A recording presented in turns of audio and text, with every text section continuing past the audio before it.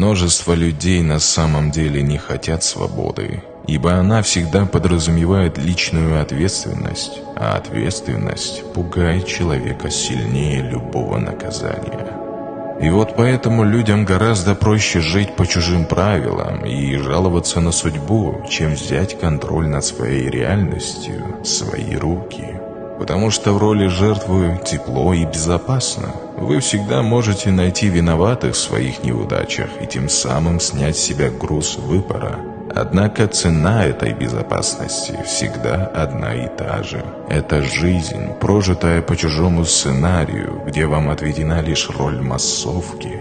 И покуда вы боитесь ответственности, вы останетесь заложником чужих ожиданий, так и не узнав, на что способны на самом деле. Ибо свобода – это часто больно и одиноко.